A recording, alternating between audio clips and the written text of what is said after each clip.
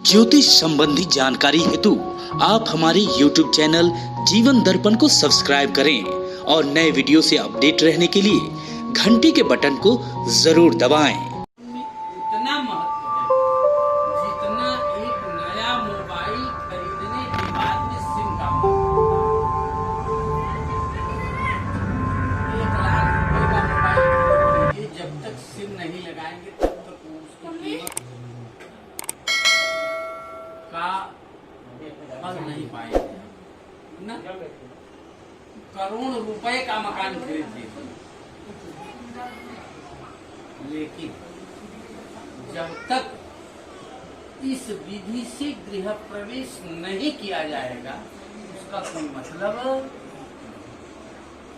जैसे इस गृह प्रवेश के दरमियान ये जो बनाए गए हैं ये अच्छा दिखने के लिए नहीं बनाया गया कि ये कोई डिजाइन हम बना दिए हैं बहुत अच्छा जजमान खुश हो जाएगा। इसमें साइंटिफिक विचार छिपे हुए हैं। अब इस साइंटिफिक विचार को हम आप जानते हैं या नहीं जानते हैं, हमारे आपके कॉन्शियस पे अलाउ करता है। अभी जो दरवाजे से आपने प्रवेश किया और दरवाजे से प्रवेश करने के बाद जो कलश आप लेकर के आए उस कलश का भी विवेचन मैंने किया है, जिसको कहते हैं वर्धनी कलश ना। अब आपके दिमाग में ये बात आएगी कि महाराज वर्धनी कलश का तो वहां आपने पूजा करा लिया और ये जो दो बड़े कलश हैं और दो छोटे कलश हैं, ये कलश की उपयोगिता क्या है, समझ में आता गई।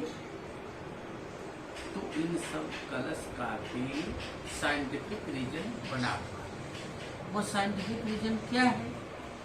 जैसे ये कलश आपका पुण्यावाचन कलश क्या है?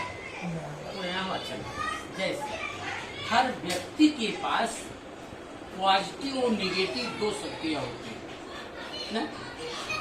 कोरोना में भी पॉजिटिव और निगेटिव दो शक्तियां है।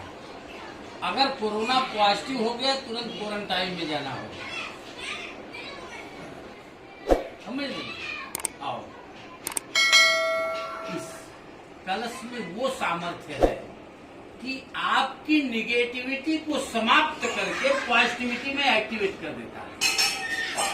इसीलिए इस कलश की आवश्यकता होती है। अब अगला जो कलश है बड़ा वाला, आपको उस कलश की क्या आवश्यकता है? उस कलश को वरुण कलश कहा जाता है। क्या कहा जाता है? वरुण कलश कहा जाता है। जैसे हर परिवार में एक मालिक होता है ना। जैसे आप पति पत्नी हुए, आपके दो बच्चे ना, इन तीनों के मालिक के रूप में आपको और आपके भी मालिक के रूप में आपके माता पिता है। सही बात, समझ में आता गई। तो उसी प्रकार से वो कलश वरुण कलश कहा जाता है। जैसे आकाशात् पतितम तोयम यथा गच्छति सागरम सर्वदेवान् नमस्कारः केशवम प्रति गच्छति। आकाश से जल गिरता है, पहले वो छत पर गिरेगा ना, और छत से छोटे पनारे से नीचे आएगा, नीचे से छोटे नाले में जाएगा, छोटा नाली जब भर जाएगा तो बड़े नाले में, बड़ी नाली जब भर जाएगी तो बड़े नाले में, बड़ा नाला जब भर जाएगा तो नदी में, और नदी जब भर जाएगी तो समुद्र। समझ में आता है? उसी प्रकार से किसी भी तीर्थ का आवाहन हम करेंगे तो सारे तीर्थ इसी कलश में आकर के विराजमान हो जाते हैं। समझ में आता है? और कोई भी कार्य हम आप करते हैं तो ये बोलते हैं नहीं कि हम ये जल रहे तो बोलते ही जो हम बोलते हैं कौन सही बोलते हैं। तो वरुण देवता के सामने हम आप जो कार्य करते हैं सबको पॉजिटिव सकारात्मक ऊर्जा हमको आपको मिलती रहती। अब रहेगा और वो जो बगल में कलश है उसके शंकर जी के ठीक सामने उसे रुद्र कलश कहते हैं। क्या कहते हैं? रुद्र कलश इतना आवश्यक है कि दक्ष का नाम आपने सुना होगा, दक्ष ना। दक्ष की बेटी का नाम था सती, और दक्ष के अंदर बहुत बड़ा अहंकार था, बहुत बड़ा अहंकार था। अब उसका अहंकार जो इतना था कि अपनी बेटी की शादी शंकर जी से ही किया था, और शंकर जी को ही अपमानित करने के लिए एक यज्ञ कराया, और उस यज्ञ में शंकर जी का जगह ही नहीं निर्धारित किया, शंकर जी को निमंत्रित भी नहीं किया। आपने 111 रुपए जो लिया था, माने 111 रुपए लिया था, उसमें यही रीजन था हमारा। ये आप मत सोचो कि जैसे 100 रुपए तो आपने अपने मन से लिया था, 11 रुपए के लिए मैंने आपको प्रेरित किया, या फिर 11 और लगा देंगे।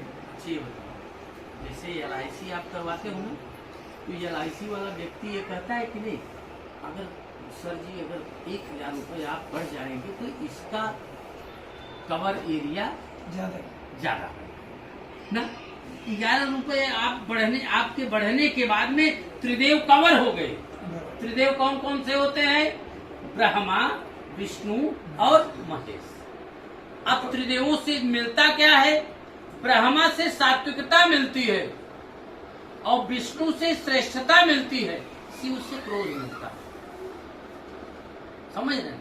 ये तीनों का कॉम्बिनेशन जब होता है तभी व्यक्ति पूर्ण माना जाता है। अब रही बात ये, वो असंख्यात रुद्र के लिए स्थान बनाया गया। दक्ष ने अपने यज्ञ में शंकर जी को नहीं बुलाया था, इस कारण दक्ष का यज्ञ विध्वंस हो गया। समझ रहे कि नहीं?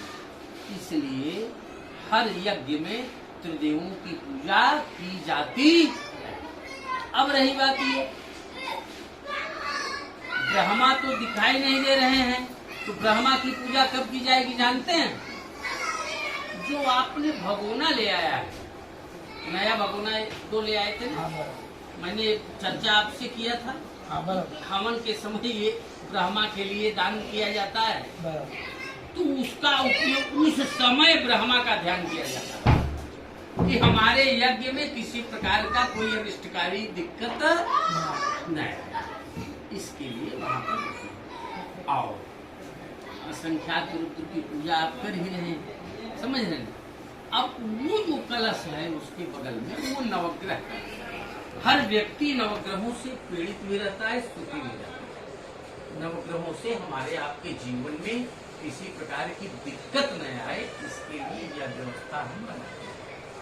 अब रही बात ये, अब ये जो बनाए हैं इनका महत्व क्या है? जैसे आप रहते यहाँ हो, इस समय बॉम्बे में हो, न्यू बॉम्बे में हो, लेकिन आपका गांव गोरखपुर में है, तो सबसे पहले आपके गांव की कुलदेवी को, चौरा भैया जिसको कहते हैं ना, उनको हम स्थान दे हैं। और उनका स्थान ये है, ये 16 पॉइंट बने हुए हैं, ये 8 पॉइंट, ये 8 पॉइंट, ये 8 ये 16 कुलदेवी हैं। अपने गांव, आपके गांव की कुलदेवी को हमने बुलाया है। अब उसके बाद में ये जो है, ये सिद्धि विनायक के रूप में है, ये सिद्धि विनायक के रूप में है, सबको मैनेज करने वाले, सबको मैनेज करने वाले।